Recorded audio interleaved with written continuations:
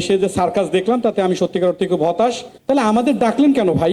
আমাদের একটা press list পাঠিয়ে দিতেন, তাহলেই তো হতো। আমরা খুবই দুঃখিত যদি কারোর সাথে কোনো রকম অপ্রীতিকর ঘটনা ঘটে থাকে, আমরা খুবই দুঃখিত।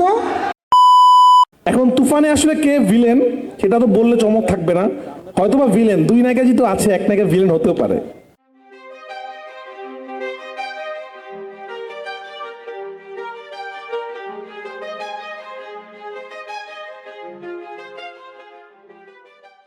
রাফি ভাই, কথা অনেক হয়েছে, রাত হয়ে গেছে, আপনাদের আসলে আমাদের 2 ঘন্টা বসিয়ে রাখছেন। আমার নাম আলামিন সজল, আমি ইন্ডিপেন্ডেন্টে কাজ করি।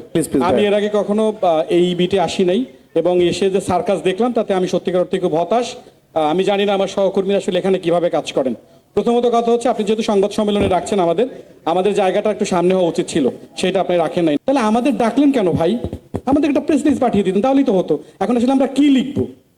আমরা আসলে লিখবোটা কি বলেন? এই সিনেমার গল্পটা আসলে আমরা কি লিখবো? আমি জানি না আমার সহকর্মী আসলে কি লিখবেন।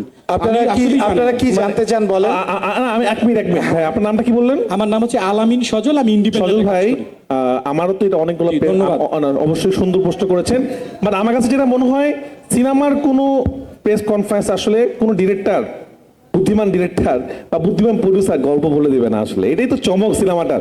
আপনি আজকে প্রথম দিন এসেছেন, আমার মনে হয় আরো কিছুটা সিনেমার কয়টা সিনেমার প্রেস কনফারেন্সে গেলে আপনি এই জিনিসটা বুঝে ফেলবেন। সিনেমার গল্প বললে তো সিনেমা তো মানুষ দেখেই ফেলবে। আপনারা সিনেমার পিছনের গল্প যদি জিজ্ঞেস করেন, সেটা আমাদের প্রশ্ন করেন, আমরা উত্তর দিচ্ছি। কিন্তু সিনেমার গল্প আসলে আমরা বলতে পারবো না ভাই, সমস্যা নাই। Thank you, thank you. ও মাইক্রোফোন দেন। আচ্ছা, মাইক লাগবে না, বলেন, সাউন্ড আছে গলার। হ্যাঁ প্লিজ মাইকটা দাও, মাইকটা দাও। না না লাগবে ভাই, আমরা শুনতে পাচ্ছি না। হ্যালো সাকিব ভাই, আমি যেটা জানতে চাই, প্রথম দিন আমি চ্যানেল 24-এ কাজ করি, মাকসুদুল হক ইমু।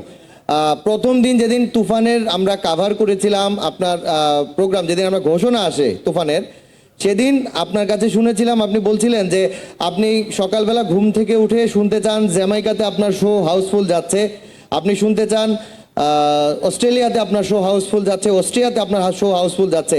তুফান নিয়ে কি সেই আভাসটা পাচ্ছেন কিনা? পাশাপাশি তুফান নিয়ে যেহেতু কাজ করা শেষ, এখন তো তুফান সম্পর্কে আপনি জানেন, তুফানটা নিয়ে একটু আপনার কাছ থেকে আপনার এখনকার মানে চিন্তাটা শুনতে চাই। আর ছোট্ট করে জানতে চাইবো, যেহেতু পাশে চঞ্চল ভাই আছেন, চঞ্চল ভাই এবং আপনি পাশাপাশি মানে দুই দেশের মানুষের কাছে খুব জনপ্রিয়।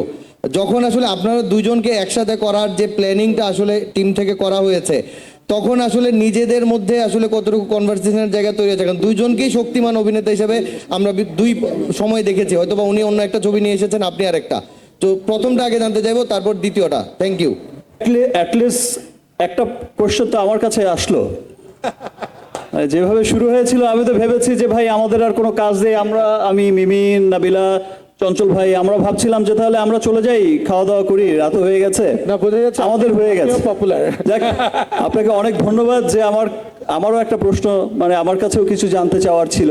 আমি শুরুতে তো এক্সাইটেড ছিলাম যে আসলে তো আজকে তো প্রশ্ন আর আমিও পাবো না, পাবে হচ্ছে মিমি, পাবে হচ্ছে নাবিলা, আমি আর চঞ্চল ভাই আসলাম নিজেদের কথা, এই জন্য শুরুতে সব কথা বলে দিয়েছি।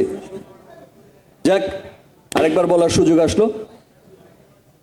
দেখেন, আমি এতক্ষণের আজকের যে কনভারসেশন, আজকের যে ঘটনাগুলো আমি দেখলাম,